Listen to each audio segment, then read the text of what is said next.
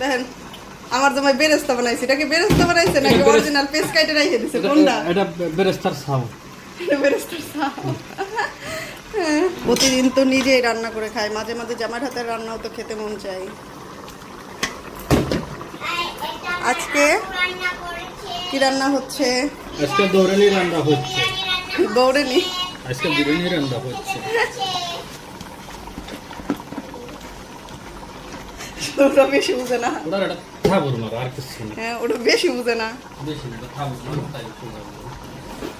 আজকে mutton biryani. Yes. Mutton না, mutton biryani. Yes, ও আচ্ছা। তো তোমার ছোলা দেবা না? বেরিয়ে আছে। চালের সাথে দিয়ে দাও।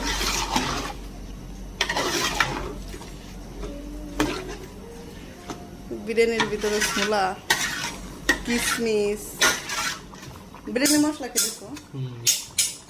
বিরিয়ানি মশলা দিয়ে ছোলাগুলো আগে সেদ্ধ করে নিয়েছে, এখন দিয়ে দিল বিরিয়ানির ভিতরে। গরম পানি এখন কি হেলাই দিবা? পানি দেখবো না, কিছু রান্না করবা?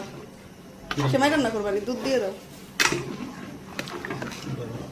এই পানি এইটুকুই দাও, রান্ধো বেশি দেওয়া লাগে। গরম পানি যেহেতু রয়েছে এটার ভিতরে দুধ না গরম সেমাইটা নিয়ে আয় তো পাখি। বিরিয়ানিতে সেমাই পাকে হেলাও এই পানি, গরম পানিতে পানি নষ্ট করে লাভ আছে না। দুধ দিয়ে দাও, সেমাইটা নিয়ে আয়। দুধটা একটু করে দিতা ঠান্ডা পানি দেয়, তোলা ধরে যাবে না গরম পানি থেকে। বিরিয়ানির ভিতরে বিরিয়ানি মশলা দেব, বিরিয়ানি মাখা।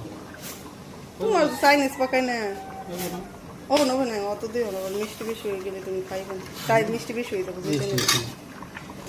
একটা এলাচ দাও ওই মিষ্টিতে।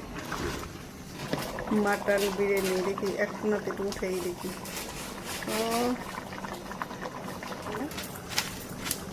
সময় কমাই দিও, ওইসে থাক। না না, আর 10 লাগবে না, হয়ে যাবে না। অল্প আমরা 3 জন মানুষ, কয় আর একটু দাও, উনি খাই আর খুবেন না।